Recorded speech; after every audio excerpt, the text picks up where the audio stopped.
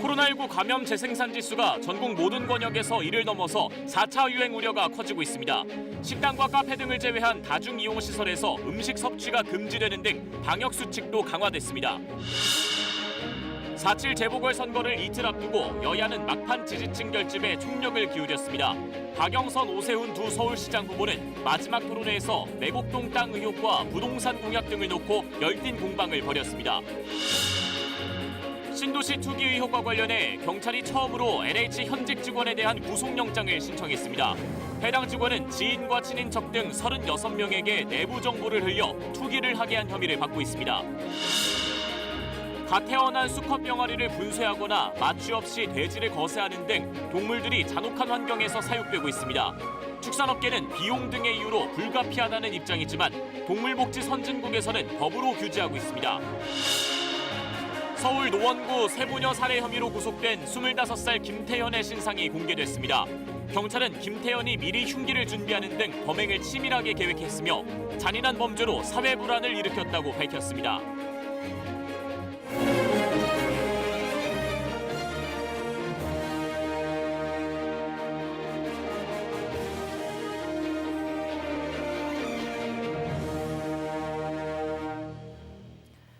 여러분 안녕하십니까? 9시 뉴스 시작합니다.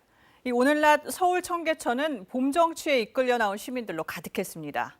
짧고 아쉬운 봄날 즐기고 싶은 마음은 당연하지만 잠깐 방심하면 코로나19는 봄철 꽃가루처럼 퍼져나갈 수 있습니다. 연일 확진자 수가 400~500명대를 기록하더니 환자 한 명이 몇 명을 감염시키는지를 나타내는 감염 재생산 지수가 전국 모든 지역에서 1을 넘어섰습니다. 먼저 김민혁 기자가 보도합니다. 서울 서대문구의 한 교회입니다. 출입문에는 확진자 발생에 따른 집합금지 안내문이 붙었습니다. 전북 지역에서 처음 확인된 이 교회 관련 집단 감염은 이제 서울과 경기, 대전 등 9개 시도에서 잇따르고 있습니다. 특히 지난달 29일부터 이틀간 강원도 횡성에서 교인들이 모여 숙식을 하며 집회를 한 것으로 조사됐습니다. 다른 교회에 번갈아 가면서 가서 종교 활동을 하고 그 밖에 모임들을 했다라는 부분들이 전국 단위로 확산되는 계기가 됐을 걸로. 환자 한 명이 몇 명을 감염시키는지 나타내는 감염 재생산 지수는 수도권은 물론 전국 모든 권역에서 1을 넘어섰습니다. 이 수치가 전체 권역에서 일제히 1을 넘어선 건 3차 유행의 정점이던 지난해 12월 중순 이후 처음입니다. 코로나19 감염이 전국에서 동시다발적으로 확산하고 있다는 얘기입니다. 현 상황을 방치하면 확진자 수는 하루 500명대를 훌쩍 뛰어넘을 것이라는 게 방역당국의 판단입니다. 뭔가 방역적인 조치를 더 강화하거나 아니면 그 예방 수칙에 대한 부분들을 강화하지 않으면 더 확산세로 계속 될 걸로 판단하고 있고 이게 이제 4차 유행으로 이어질 우려가 있다는. 변이 바이러스 감염자도 41명 더 늘었는데 남아공 변이 바이러스의 지역사회 전파 사례도 처음 확인됐습니다. 방역당국은 다음 주부터 적용할 새로운 거리두기 조정안을 이번 주 금요일 발표할 예정입니다. 거리두기 단계 상향과 다중이용시설의 영업 제한 등에 대한 검토가 진행 중인 것으로 알려졌습니다. KBS 뉴스 김민혁입니다. 네, 여의도에선 봄꽃 축제가 시작됐는데 앞서 들으신 것처럼 녹록치 않은 코로나 상황 때문에 이 사전 추첨에서 당첨된 사람만 현장에 갈 수 있습니다. 또 오늘부터는 식당, 카페 같은 다중이용시설의 방역 수칙이 더 까다로워지고 어기면 과태료를 내야 합니다. 민정희 기자가 취재했습니다. 지난 주말 내린 비로 벚꽃잎이 많이 떨어졌지만 분홍빛은 여전한 여의도 윤중로. 성함이랑 거주지 등록해 주시면 QR코드 뜨거든요. 입구는 통제된 가운데 입장객은 사전에 온라인 추첨으로 선정됐습니다. 밀집도를 줄이기 위해 인원도 하루에 500명으로 제한됩니다. 봄꽃축제는 오전 11시부터 오후 9시 반까지 하루에 7번 정해진 시간에만 입장할 수 있는데요. 한 번 입장하면 1시간 반씩 관람할 수 있습니다. 이제 봄꽃도 보고 그리고 날씨도 되게 때마침 좋아서 기분이 되게 좋습니다. 방역을 위해 의심 증상자 격리 공간이 마련됐고 곳곳에 안내 요원이 배치됐습니다. 중간중간에 그 질서 유지 요원을 뒀습니다. 거리두기를 해서 그 방역 문제에 대해서는 철저히 오늘부터 다중이용 시설에 대한 강화된 수칙이 적용되면서 점검도 이어졌습니다. 수기명부 작성하실 때 이제 왜 몇 명 이런 표기 안 되는 거 알고 계시죠? 방문자 전원이 출입 명부를 써야 되는데 바쁜 시간대는 관리가 쉽지 않습니다. 이 수칙을 어기면 업주는 300만 원, 이용자는 10만 원의 과태료를 내야 합니다. 이제 개개인마다 다 하라니까 저희로서는 조금 힘들긴 하죠. 그렇지만은 일단은 정부에서 방침하는 대로 잘 지켜갖고 식당과 카페처럼 원래 음식을 먹는 곳이 아닌 다중이용 시설에선 음식 섭취가 금지됐습니다. 유흥시설에 대한 집중 현장 단속도 2주간 시행됩니다. 위반 업소에 대해서는 경고 없이 곧바로 영업이 정지됩니다. KBS 뉴스 민정입니다. 네, 최근의 추세를 보면 그동안 사회적 거리 두기가 비교적 약했던 이 수도권 바깥에서 확진자가 크게 늘었습니다. 특히 유흥시설이나 목욕탕처럼 마스크 쓰기 어려운 곳을 고리로 감염이 번지고 있는 것도 특징입니다. 계속해서 이효연 기자가 보도합니다. 부산에서 거리 두기가 1.5단계로 완화됐던 기간은 약 한 달 보름간이었습니다. 수도권과 달리 음식점 등 다중이용시설의 영업시간 제한이 없었고 유흥시설도 문을 열었습니다. 이 기간 동안 부산의 일일 확진자 수는 이전 대비 최대 4배까지 늘었고 연쇄 감염도 잇따랐습니다. 실제로 부산의 한 노래주점과 관련해선 지난달 24일 최초 확진자가 나온 뒤 직장 등 다른 곳으로 전파됐습니다. 이어 개인 간 접촉으로 연쇄 감염이 이어지면서 관련 확진자가 300명에 육박할 정도입니다. 접촉자 비중이 종사자나 이용자보다 더 큽니다. 전파 속도가 상당히 빨라졌다라는 부분은 실감을 하고 있습니다. 이전과는 달리 시민분들께서 활동 반경도 넓어지고 접촉은 많아진다라고 하면 확진자 수는 늘어날 수밖에 없습니다. 올 초 20%대까지 떨어졌었던 비수도권의 전체 확진자 비중은 최근엔 40% 가까이를 차지할 정도로 점점 커지고 있습니다. 발생 장소도 유흥주점, 헬스장, 목욕장 등 마스크를 쓰기 어려운 곳이 대부분이었습니다. 방역당국은 3차 유행 장기화로 숨은 감염자가 많다는 점과 사회적 거리두기 완화에 따른 집단 감염 발생이 늘어난 게 비수도권 확진자 증가의 원인으로 보고 있습니다. 수도권하고의 그런 왕래가 분명히 있기 때문에 수도권에서의 집단 발병이 비수도권으로 확산되고 또 다중이용 시설을 통해서 소규모 증폭돼서 지역 내 유행을 만드는 그런 양산으로 방역당국과 지자체는 다중이용시설 종사자 등에 대한 선제검사를 대폭 확대할 계획입니다. KBS 뉴스 이효연입니다. 네, 코로나19 백신 접종이 시작된 지는 한 달이 조금 지났는데 오늘까지 백신 맞은 사람 96만 명을 넘었습니다. 이 접종에 좀 더 속도를 내기 위해서 이번 주 안에 접종센터 22곳이 추가로 마련됩니다. 양민철 기자입니다. 접종 대상자들이 접수를 한 뒤 예진 담당 의사에게 몸 상태를 확인받습니다. 접종실 앞에서 잠시 대기한 뒤 화이자 접종을 받습니다. 약 걸렸으니까 뻐근하겠지. 네네. 그 이외에 아무것도 없어. 똑같아.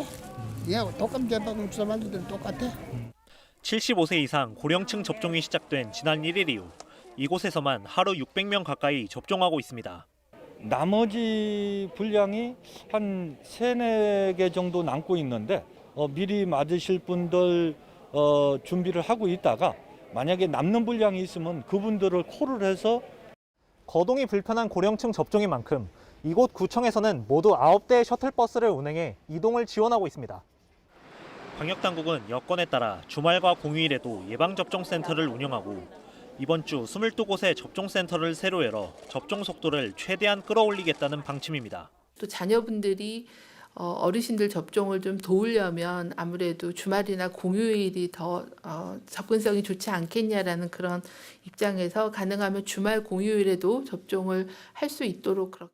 방역당국이 올 2분기까지 총 1,200만 명 접종을 목표로 한 가운데 전문가들도 2분기 접종 대상자 중 고위험군이 특히 많은 만큼 접종률을 최대한 높이는 게 관건이라고 지적합니다.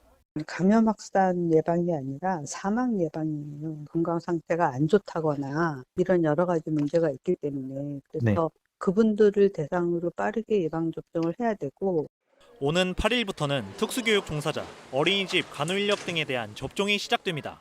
KBS 뉴스 양민철입니다. 4.7 보궐선거를 이틀 앞두고 있습니다. 사전투표율이 역대 재보선 가운데 최고치를 기록한 걸 놓고 민주당은 박빙으로 가고 있다. 국민의힘은 정부에 대한 분노의 표시다. 이렇게 상반된 해석을 내놨습니다. 손서영 기자가 보도합니다. 민주당 박영선 후보는 오세훈 후보에 대한 거짓말 공세를 이어갔습니다. 선택적 기억력의 소유자입니다.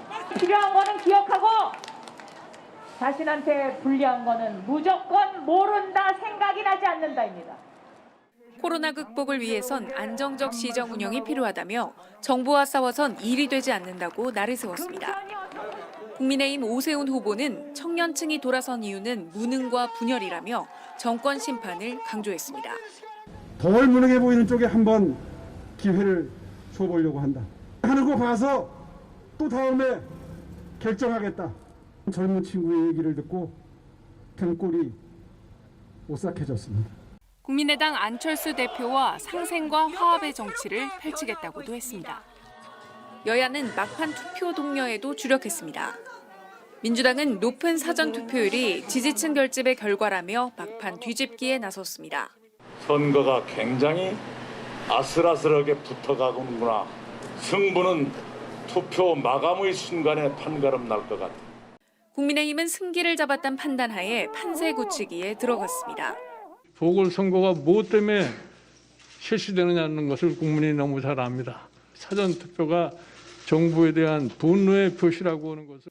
이런 가운데 국민의힘은 내로남불과 위선 등의 문구를 투표 동료 현수막에 사용할 수 없다고 한 선관위를 항의 방문해 여당 편향이라고 따졌고, 민주당은 내곡동 땅 관련 의혹에 대한 검찰 추가 고발과 서울시 의회 차원의 행정사무조사를 추진하겠다고 했습니다. KBS 뉴스 손서영입니다. 네, 박영선, 오세훈 두 후보는 또 오늘 마지막 토론회에서 맞붙었습니다. 내곡동 땅 의혹과 부동산 공약 등을 놓고 토론 내내 고성과 공세가 오갔습니다. 이화진 기자입니다. 토론 내내 거짓 공방이 오갔습니다. 민주당 박영선 후보는 국민의힘 오세훈 후보가 내곡동 측량 현장에 가놓고도 거짓말을 하고 있다고 공격했고, 오세훈 후보는 민주당이 당규를 바꿔 서울시장 후보를 낸 것 자체가 거짓이라고 반박했습니다. 여기에 갔느냐 안 갔느냐 지금 이 문제로 시민들이 분노하고 있습니다. 거짓말하셨기 때문에. 거짓말이라고 하면 저는 것입니다. 거꾸로 박영선 후보가 거짓말의 본체라고 생각합니다. 그렇게 생각지 않습니까? 무슨 그런 말씀을 하십니까? 부동산 공약에 대한 설전도 이어졌습니다. 빠른 재건축 재개발을 위해 주민 동의 절차를 완화하겠다는 오 후보의 공약에 대해 박 후보는 과거 용산 참사가 재현되는 것이 아니냐고 따져 물었습니다. 용산 참사와 관련해서도 그 1년여 동안에 단 한 번도 그분들 만나시지 않았잖아요. 어떻게 서울시장이 모든 임차인들을 다 만나겠습니까?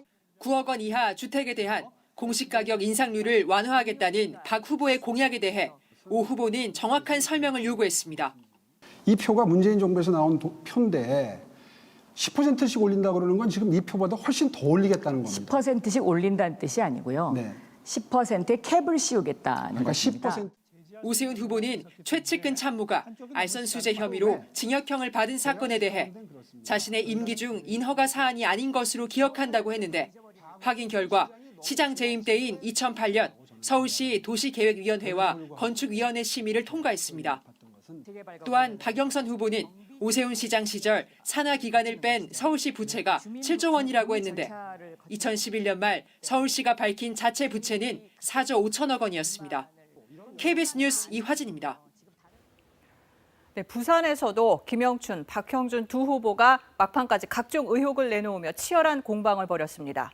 이 부산의 사전투표율은 18.65%로 전국 평균보다는 조금 낮았는데, 이 여야는 투표 당일에 지지 세력을 얼마나 모으느냐에 따라서 승부가 갈릴 걸로 보고 있습니다. 김계혜 기자입니다. 부산시장 보궐선거 사전투표율은 18.65%. 전국 평균 투표율보다는 2%포인트 낮았습니다. 지난해 4.15 총선의 부산 지역 사전투표율 25%에 비하면 더 떨어집니다. 사전투표율이 낮게 나오자 여야 양측은 모레 투표 당일 더 많은 지지 세력이 투표소에 나오도록 하는 데 힘을 쏟고 있습니다. 막판 중도층을 흡수하기 위해 현장 유세에도 총력을 기울이고 있습니다. 더불어민주당 김영춘 후보는 역대 선거에서 상대적으로 민주당 지지세가 높은 서부산을 시작으로 48시간 동안 부산 전역을 다니는 릴레이 유세에 나섰습니다. 시민 1인당 10만 원씩의 재난지원금을 동백전 지역화폐로 지급해드리겠습니다. 어려운 우리 부산의 소상공인, 자영업자들의 경기를 다시 이렇게 세우는 국민의힘 박형준 후보는 나경원 전 의원, 조은현 구단 등으로 구성된 지원 유세단과 함께 아파트 단지와 전통시장 등을 돌면서 정권 심판을 위한 한 표를 호소했습니다. 일본하고는 최악이고 중국도 별로 안 좋아하고 북한은 핵무기 없앤다 그랬는데 오히려 핵무기 보유국으로 떵떵거리고 이런 외교 한보 현실 절대 만들지 않았을 겁니다, 여러분. 양측 선대위가 벌이는 의혹 공방은 더욱 거세졌습니다. 민주당은 박형준 후보 일가의 LCT 두 채는 이영복 회장이 따로 관리한 매물이라는 관계자 증언이 나왔다고 주장하면서 특혜 비리 의혹에 대해 끝까지 책임을 묻겠다고 공격했습니다. 이에 대해 국민의힘은 근거 없는 의혹으로 마지막까지 네거티브 유세를 하고 있다고 비난하면서 이는 과거 병역 비리 의혹을 제기했던 김대엽 사건과 같이 근거 없는 공작이라고 맞섰습니다. KBS 뉴스 김계입니다. LH 임직원의 땅 투기 의혹이 제기된 지 한 달여 만에 처음으로 경찰이 현직 LH 직원에 대해 구속영장을 신청했습니다. 지인과 친인척 등 36명에게 내부 정보를 흘린 혐의를 받고 있는데 이미 의혹이 제기됐던 직원이 아닌 새로운 인물입니다. 김용덕 기자가 보도합니다. 경기도 광명시 노은사동의 한 토지. 2017년 3월 무려 8명이 공동 명의로 매입한 곳입니다. 하나가 아니고 지금은 너무 많이 올랐죠. 한 3, 4년 전보다? 아이고 그때가 뭐요. 작년보다 더 오래야 말도 못하게 올랐죠. 명의자들은 가족과 친척, 지인 사이인 것으로 추정되는데 이 가운데 6명의 주소가 전북 전주입니다. 붙어있는 또 다른 필지 중에는 역시 전주에 명의를 둔 법인이 산 땅도 있습니다. 앞선 공동 명의자 8명 중 일부의 가족 회사로 추정됩니다. 일반인들은 이런 걸 안 사지. 투자 목적으로. 근데 이 이면을 그렇게 작업을 했다면 100%니까 이렇게 사겠지. 이곳뿐만이 아닙니다. 2017년 3월 이들과 관련된 명의자가 사들인 노은사동 땅만 6필지에 2만여 제곱미터, 거래 금액은 29억여 원이나 됩니다. 경찰은 이 같은 수상한 땅 매입의 핵심에 서류에는 이름이 등장하지 않는 LH 직원 A씨가 있는 것으로 보고 있습니다. 연결고리는 전북 전주였습니다. KBS 취재 결과 A씨는 LH 전북본부와 경기본부를 옮겨 다니며 근무했던 것으로 확인됐습니다. 경찰 관계자는 A씨가 2017년 3월 해당 지역 신도시 개발 업무를 맡고 있었고 업무상 비밀을 유출해 재산상 이득을 취하거나 제3자가 취하게 한 사실이 드러났다고 밝혔습니다. 경찰이 파악한 A씨 관련 투기 의심 토지는 모두 22개 필지로 관련자만 36명에 이릅니다. 경찰은 LH 직원으로는 처음으로 A씨에 대해 구속영장을 신청했습니다. KBS 뉴스 김용덕입니다. 직원들의 투기 의혹으로 공분을 사고 있는 LH가 택지 직원의 주택용지 추첨을 놓고서도 논란에 휩싸였습니다. 부적격자를 제대로 걸러내지 않고 추첨을 진행하고선 이 사실이 확인되자 재추첨을 하겠다고 밝히면서 당첨자들이 거세게 반발하고 있습니다. 김기흥 기자가 보도합니다. 경기도 평택의 고덕 국제 신도시입니다. 여의도 면적의 4배인 13제곱킬로미터에 인구 14만 명을 목표로 하고 있습니다. LH는 지난달 30일 고덕 신도시 내 단독주택 용지 144개 필지를 공급하기로 하고 계약 절차를 진행했습니다. 신청자가 몰리면서 추첨 방식으로 계약 대상을 뽑았습니다. 그런데 당일 계약금을 내고 당첨됐던 임동선 씨는 지난 2일 LH로부터 재추첨 얘기를 들었습니다. 계약금을 제대로 내지 못했거나 현장에 늦게 도착한 부적격자들이 추첨 명단에 들어갔다는 게 재추첨 이유였습니다. 해당 필지에 부적격자가 있다는 이유만으로 LH의 잘못인데 적격자인 제가 왜 재추첨을 하는 게 도무지 저는 이해가 안 갑니다. 추첨 샘플이 좀 오염이 돼 있는 상황이 발생이 된 거기 때문에 저희는 이게 재추첨이 맞지 않을까. 심정적으로 그분들 마음은 이해하는데 공정하냐 안 하냐 그걸로 초점을 둬야 돼.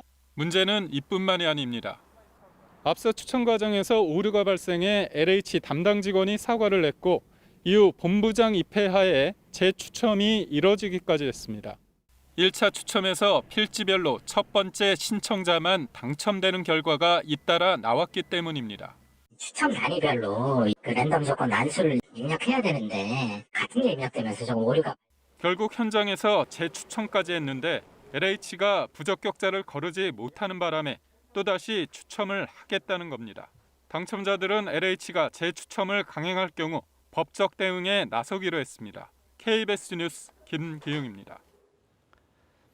KBS는 지난달 LH 일부 임직원들에 대한 아파트 특별 공급 문제를 보도해드렸습니다. 본래 취지를 잃은 채 재테크 수단으로 악용되는 맹점을 고발했는데요. 정부가 오늘 이에 대한 개선안을 내놨습니다. 어떤 내용이고 또 한계점은 무엇인지 김성수 기자가 짚어봤습니다. 2014년 지사가 있는 세종에 특별공급 아파트를 분양받은 LH 직원 A씨. 2017년 본사가 있는 진주에서도 특별공급 아파트를 또 분양받습니다. A씨는 2년 뒤 진주 아파트 분양권을 팔아 1,000만 원을, 세종시 아파트는 지난해 1월 팔아 6억 원 정도의 차익을 남겼습니다. 세종 특별공급의 경우 본사 없이 지사만 있어도 특별공급을 받을 수 있도록 예외를 둬 생긴 일입니다. 이번 개정안은 세종시 특별공급 역시 예외 없이 한 사람에 한 번만 받도록 횟수를 제한했습니다.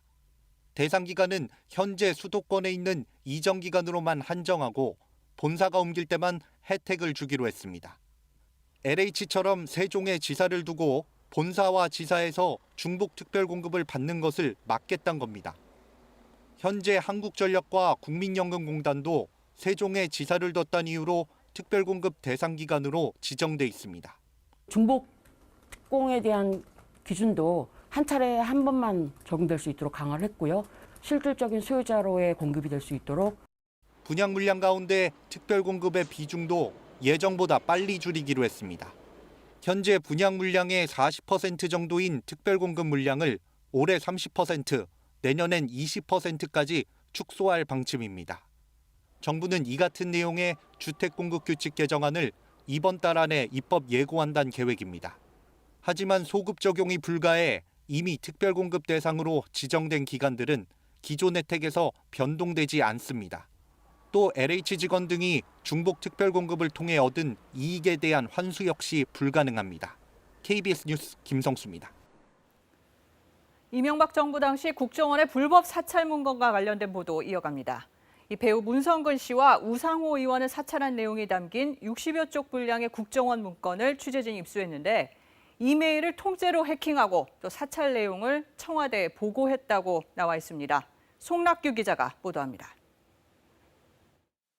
시민단체 내놔라 내 파일이 이번에 정보공개 청구로 받은 국정원 사찰 문건은 64쪽 분량입니다. 먼저 2011년 6월 국정원이 작성한 보고서. 당시 야권통합운동단체였던 국민의 명령을 이끈 배우 문성근 씨를 겨냥했습니다. 국정원은 문 씨의 이메일 침투, 개척에 성공했다며 해당 단체의 내부 동향 관련 문건을 다량 확보했다고 적었습니다. 이를 통해 문 씨가 조직 결성을 누구와 논의하는지와 조직 보안을 강화하고 있다는 내용까지 파악했습니다. 국민의 명령 관계자와 야권 인사 등에 대한 해킹 및 동향 감시를 지시한 건 국정원 3차장이었습니다. 이보다 앞선 2009년 4월 국정원이 작성한 좌파 연예인 견제 방안 문건입니다. A급 적극 가담자 15명과 B급 단순 동조자 18명으로 구분해 A급은 연예활동 제재를, B급은 계도 위주 설득으로 분리 대응한다고 나와 있는데 33명 가운데 A급으로 분류된 문성근 씨만 이번에 공개됐습니다. 구체적 제재 방법으로는 국세청 세무조사로 연예기획사를 압박하고 보수 언론을 통해 연예인들의 대마초 흡연 전력 등을 보도해 연예계 고사를 유도한다고 적었습니다. 해당 문건은 당시 청와대 기획관리비서관의 요청으로 작성됐습니다. 2011년 10월 서울시장 보궐선거 직후 박원순 캠프에서 대변인으로 활동한 우상호 의원에 대한 문건입니다. 후보 선출 시기 야권 연대를 내세우고 선거운동 기간에는 무당파의 호응을 이끌어낸다는 등 선거 전략이 담겨 있습니다. 이 문건은 2017년 한 언론에 공개된 뒤 작성 경위와 보고 라인이 논란이었는데 국정원 첩보를 토대로 작성됐고 당시 청와대 대통령실장과 정무수석, 민정수석에게 전달된 것으로 이번에 확인됐습니다. 취재진은 문건에 등장하는 이명박 정부 청와대 인사들 4명을 접촉했지만 1명은 보고받은 기억이 없다고 했고 나머지 3명은 답변을 하지 않았습니다. KBS 뉴스 송락규입니다. 수컷은 쓸모가 없어. 알도 못 낳고 맛도 없어. 올해 아카데미상 6개 부문 후보에 오른 영화 미나리의 한 대사입니다. 이 병아리 감별사로 일하는 주인공이 수평아리만 골라 죽이는 이유를 아들에게 설명하는 겁니다. 또 봉준호 감독은 영화 옥자에서 잔혹한 동물 사육 문제를 정면으로 다뤘죠. 이 동물을 가족처럼 대하면서도 최대한 생산성 높은 상품으로 취급하는 그 이중성을 꼬집었습니다.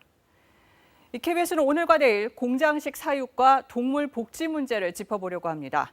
먼저 인간이 먹는 축산동물이 태어나자마자 어떤 일을 겪는지 문예슬 기자가 취재했습니다. 컨베이어 벨트 위에 놓인 달걀 껍질. 이 사이에서 갓 태어난 수평아리들이 두리번됩니다. 하지만 벨트 끝에서 만나는 날카로운 분쇄기 칼날에 곧 형체를 알아볼 수 없게 사라지고 맙니다. 호주의 한 동물단체가 공개한 이 영상은 알을 낳는 품종의 병아리가 수컷으로 태어나면 바로 잔혹하게 죽고 마는 현실을 보여줍니다. 국내 양계 농가의 경우도 대부분 마찬가지입니다. 일반 TV장에 넣기는 분해되는 시간이 많이 걸리잖아요. 이게 이제 잘게 분쇄를 해서 이제 그 분해를 시키는 거지.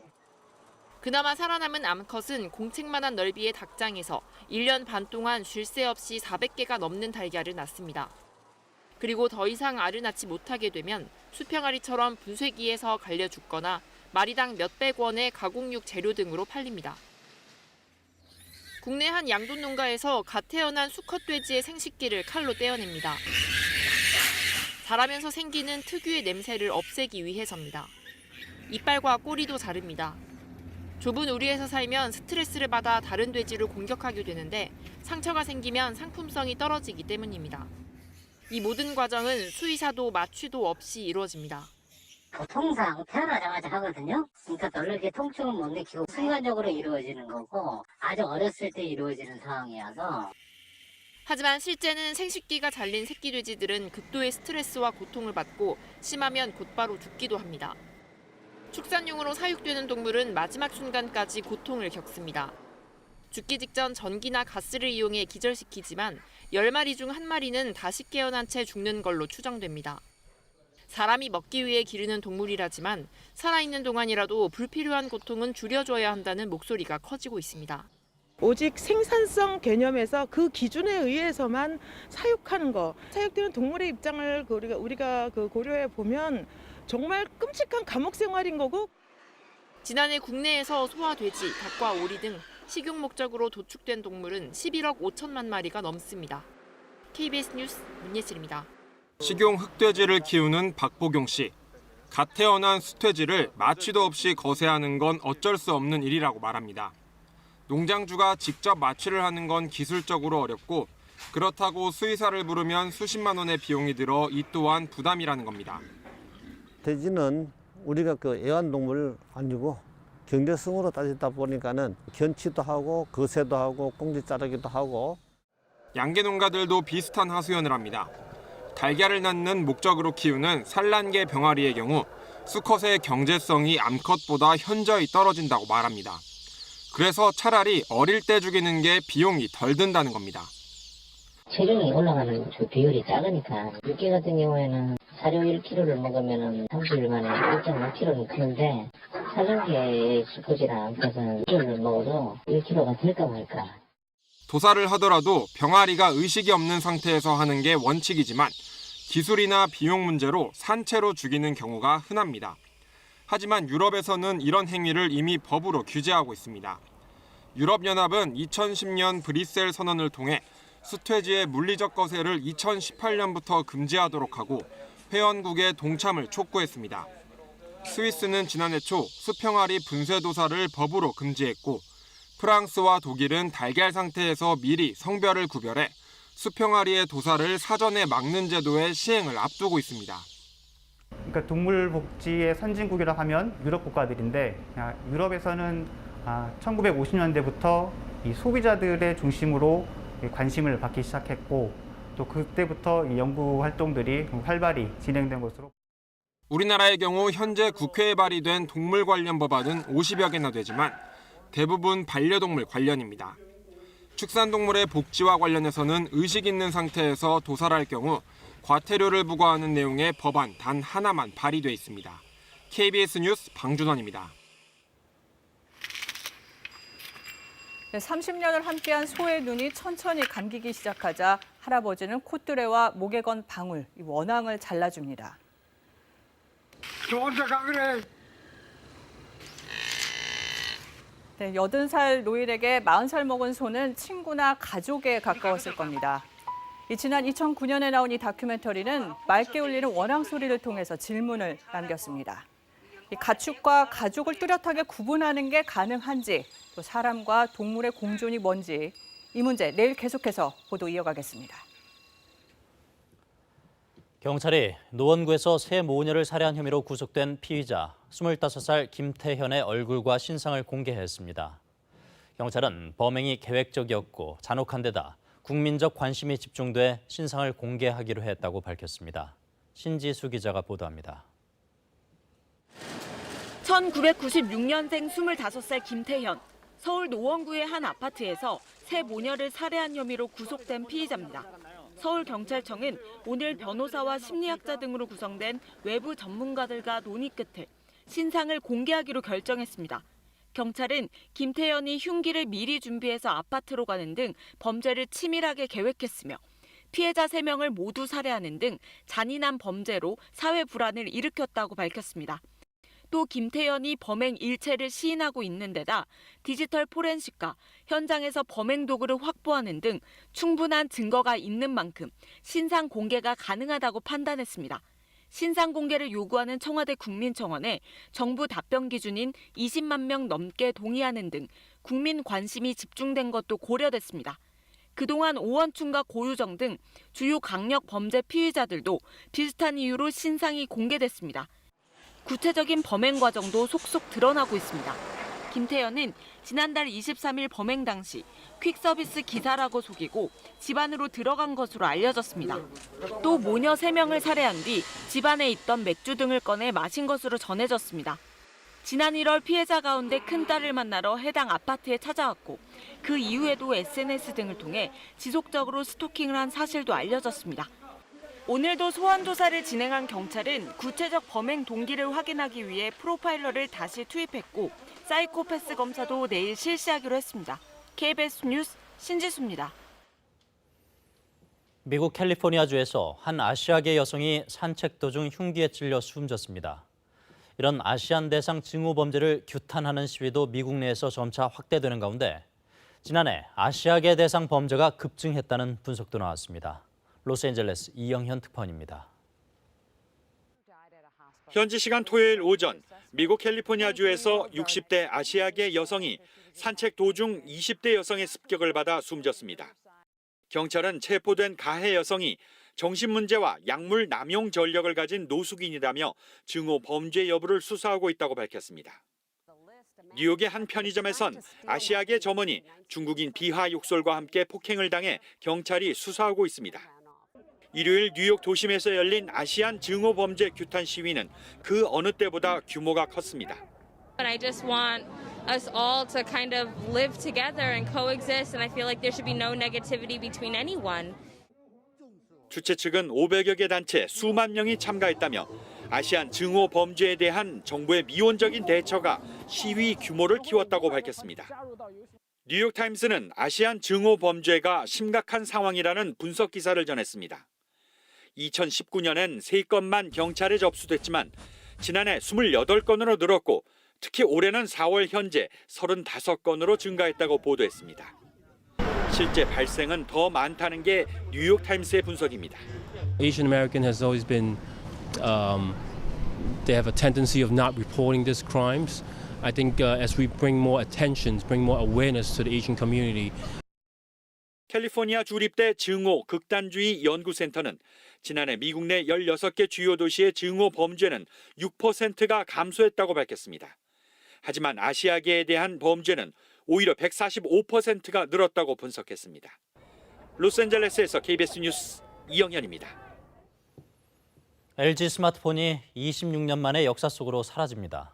쌓여가는 적자를 해소하지 못해 결국 휴대전화 사업을 접기로 한 것인데요. 기존 제품에 대한 사후 서비스는 계속한다고 밝혔지만 과제가 적지 않습니다. 박대기 기자의 보도입니다.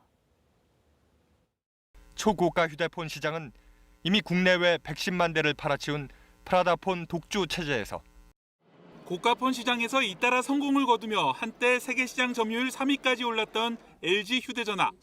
그 영광도 잠시 결국 26년 만에 사업장 문을 닫습니다. 기대를 모았던 롤러블 폰도 개발이 중단됐습니다. 23분기 연속 적자, 누적 적자 5조 원의 부진을 극복하지 못했기 때문입니다. LG전자가 2007년에 애플이 스마트폰을 출시했을 때 스마트폰 시장의 성장 잠재력에 대해서 가소평가한 것이 가장 큰 원인으로 보고 있습니다. 현재 LG 스마트폰의 국내 시장 점유율은 10% 수준. 이들 기존 사용자에겐 충분한 사후 서비스를 지속한다고 LG전자는 밝혔습니다. 그러나 고객들 마음은 편치 않습니다. AS 품질이 떨어지거나 중고폰 보상 혜택 등을 받지 못할 수 있기 때문입니다. 여기다 국내 시장에 사실상 삼성과 애플만 남게 돼 경쟁 약화로 단말기 가격이 오를 수 있다는 우려도 나옵니다. 거의 독점 형식으로 가게 되다 보면은 가격을 올려도 저희는 이제 어쩔 수 없이 써야 되니까 그런 부분에서는 피해를 볼 수 있을 것 같습니다. 수백 곳에 달하는 협력업체들도 문제입니다. 한 협력업체 관계자는 매출 감소와 인원 정리도 감수를 해야 한다면서 막막한 심정을 털어놨습니다. 사업 종료에 따른 거래선과 협력사의 손실에 대해서는 합리적으로 보상하기 위해 지속적으로 협의할 예정입니다. LG전자는 스마트폰 사업은 종료해도 전기차와 가전에 활용될 핵심 모바일 기술 연구 개발은 계속한다는 방침입니다. KBS 뉴스 박대기입니다.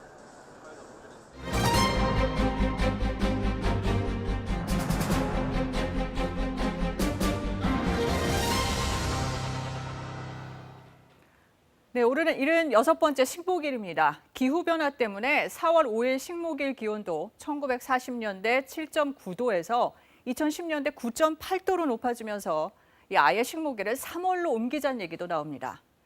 또 한편에서는 기존에 심어놓은 나무들이 늙어버린 것도 심각한 문제가 되고 있습니다. 이 나무가 너무 늙으면 탄소를 흡수하는 양이 줄기 때문인데요. KBS의 탄소 중립 기획보도 식목일을 맞아서 우리 숲의 실태와 미래를 김민경, 이정훈 기상 전문 기자가 짚어봅니다. 아름드리 나무가 우거진 울창한 숲입니다. 자세히 보면 수십 년 전 식재된 엇비슷한 수종이 밀집해 있습니다. 나이별론 30년 넘은 나무가 70% 이상, 50년 넘는 나무도 10%에 이릅니다. 이렇게 우리나라 대부분의 숲은 70년대 산림녹화 사업 당시 조성됐습니다. 당시엔 척박해진 땅에서도 생존할 수 있는 수종 위주로 나무를 심었습니다. 오래된 나무들은 탄소를 잘 흡수할까요? 이 나무는 50년 된 리기다 소나무입니다. 산림녹화 수종으로 많이 심었죠. 이 나무는 1헥타르당 1년에 5.8톤의 탄소를 흡수할 수 있습니다. 승용차 2대가 1년간 내뿜는 탄소량과 비슷합니다. 반면 이 나무는 15년 된 어린 소나무인데요. 탄소 흡수량이 1년에 10.5톤 정도니까 2배 가까이 많습니다. 다른 나무도 살펴볼까요? 이 백합나무는 조금 전 본 소나무와 나이는 같지만 탄소 흡수량은 연간 14톤이 넘습니다. 이렇게 탄소 흡수량은 나무의 종류마다 또 나이에 따라 크게 차이가 납니다. 그래프로 살펴볼까요? 일반적으로 탄소 흡수량은 20년에서 30년 사이 나무에서 가장 많고 이후에는 계속 줄어들기 시작합니다. 나이가 어릴수록 그만큼 활동량이 많고 그리고 생장도 좋기 때문에 그만큼 공중에 있는 탄소를 흡수할 수 있는 가능성이 높기 때문에 50년 이상 된 늙은 숲은 2050년엔 전체 숲면적의 72%에 이를 것으로 예상됩니다. 이에 따라 온실가스 흡수량도 2018년 4,560만 톤에서 2050년엔 3분의 1 수준으로 줄어들 것으로 전망됐습니다. 산림청은 2050년까지 오래된 나무는 베고 어린 나무를 심는 방식으로 500여만 톤, 또 베어낸 나무로 화석 연료를 대체해 480만 톤 등 숲의 탄소 기여량을 애초 예상보다 1,800만 톤 정도 더 늘리겠다는 계획을 세웠습니다. 30년에 걸쳐 우리의 숲을 바꾸겠다는 장기적인 계획인 만큼 신중하고 체계적인 접근이 어느 때보다 필요해 보입니다. KBS 뉴스 김민경입니다. 첩첩이 높다란 산들 사이로 빈 공간이 보입니다. 벌채 작업이 한창인 춘천 구규림입니다. 지름 40cm, 높이 25m가량의 50년생 낙엽송을 전기톱으로 베어냅니다. 올해로 벌기령, 즉 벌채할 수 있는 수령이 된 나무들입니다. 50년 넘어도 거의 이제 크게 안 늘어나는 거예요. 네. 그러니까 그때쯤 돼서 이제 벌채할 시기가 됐다. 이제. 목재로서의 경제성은 높지만 탄소 흡수량은 떨어질 무렵 이렇게 나무를 베어냅니다. 이듬해엔 어린 나무를 심습니다. 나무를 새로 심을 땅이 부족한 국내에선 이렇게 베고, 쓰고, 다시 심는 산림의 순환 과정이 탄소 저감을 위해 필수적이란 게 산림청의 입장입니다. 그중에서도 어떻게 쓰느냐가 중요하다고 강조합니다. 나무가 흡수한 탄소를 저장하려면 목재를 건축 자재나 가구 제조로 써야 하고 나뭇가지 등 부산물도 발전 연료로 활용해야 탄소 저감 효과를 극대화할 수 있다는 겁니다. 문제는 경제성이 있는 원목들과 달리 장가지들은 값싼 수입 목재에 밀려 제대로 활용되지 못하고 상당량이 산에 그대로 버려진다는 겁니다. 기존의 석탄 대신 나뭇가지로 연료를 전환한 발전소입니다. 사용 연료 가운데 국산 목재의 비율은 26%에 불과합니다. 비싸기 때문입니다. 국내산이 좀 수입산보다 많은 비용을 들여서 저희들이 연소를 해야 되기 때문에 저희들이 좀 약간의 좀 부담스러운 부분이 좀 있습니다. 이 때문에 산림당국과 업계에선 국산 목재에 대한 보조금 등 정부의 장려 정책이 절실하다는 입장입니다. 하지만 반론도 만만치 않습니다. 벌채 과정에서 생태계가 훼손되고 목재를 가공하거나 운송할 때 탄소와 대기 오염물질이 배출되는 등 부작용을 우려합니다. 하루에도 수천 대씩 트럭이 수백 킬로미터를 운행하면서 이 과정에서 발생하는 온실가스량도 만만치 않습니다. 목재 연료를 쓰더라도 대형 화력발전소보다는 나무를 베어낸 지역에 소규모 발전소 위주로 사용해야 한다는 겁니다. 점점 늙어가는 숲을 어떻게 가꾸고 잘 써야 하는지 그 어느 때보다 신중한 논의가 필요한 시점입니다. KBS 뉴스 이정훈입니다. 어제는 유엔이 정한 국제 지뢰 문제 인식의 날이었습니다. 우리나라는 의외로 전방 지역뿐만 아니라 전국 곳곳에 지뢰지대가 적지 않습니다. 당초 군 당국은 올해까지 후방 지역에 묻힌 지뢰를 모두 제거하겠다고 밝혔지만 실제 작업은 더디기만 한데요. 이유는 무엇이고 해결 방법은 없는 것인지 박영민 기자가 취재했습니다. 지뢰 제거 작업이 진행 중인 전남의 금성산입니다. 산책로를 따라 들어가자 가파른 경사면 곳곳에 지뢰 경고문이 설치돼 있습니다. 이 지역에는 아직 지뢰 68발이 남아있는 것으로 추정됩니다. 군 당국은 당초 지난해까지 이 지역에 대한 지뢰 제거 작업을 끝낼 계획이었지만 올해 10월까지 작업 기간이 연장됐습니다. 계획했던 작업구역 밖에서 지뢰가 추가로 발견됐기 때문입니다. 정상에 보면 정상 그 서기가 경사가 겁나 높거든요. 그러면 그만큼 유실될 확률이 더 많습니다. 그게 유실되다 보면 그 밑에 있는 그 지뢰가 다시 올라와서 또 발견될 수 있기 때문에 서울 우면산도 비슷한 상황입니다. 체육시설 뒤편 지뢰지대에 아직 지뢰 20여 발이 남아있는 것으로 추정됩니다. 모두 1980년대까지 후방 지역 방공기지 방어를 위해 묻었던 지뢰들로 전국 37곳에 지난해 기준 3,000발이 남아있습니다. 앞서 2019년 KBS가 이 사실을 보도하자 국방부는 올해까지 지뢰 제거를 모두 마치겠다고 밝혔습니다. 하지만 지난해 군 당국이 제거한 지뢰는 430여 발뿐. 이 속도라면 올해 안에 모두 제거하기는 힘든 상황입니다. 시민단체들은 더 이상 군 당국에만 맡겨둬서는 안 된다고 지적합니다. 대안으로 제시하는 게 유엔이 개발한 국제 지뢰 행동 표준인 아이마스입니다. 아이마스는 범정부 차원의 전담기구를 설치하고 국내외 민간 전문가들과 협력해 지뢰 제거 작업을 하도록 권고하고 있습니다. 지뢰 제거가 더디고 또 정보도 제대로 관리되고 있지 않죠. 지뢰 제거의 속도도 빠르고 지뢰지대 해제도 확실하게 일어납니다. 실제로 대표적인 지뢰 오염국 캄보디아는 아이마스를 도입해 2019년 한 해에만 지뢰 7만 발을 제거했습니다. 이에 대해 국방부는 코로나19와 집중호우로 지뢰 제거 계획이 일부 지연됐다면서 아이마스를 국내에 도입하는 방안도 검토하고 있다고 밝혔습니다. KBS 뉴스 박영민입니다.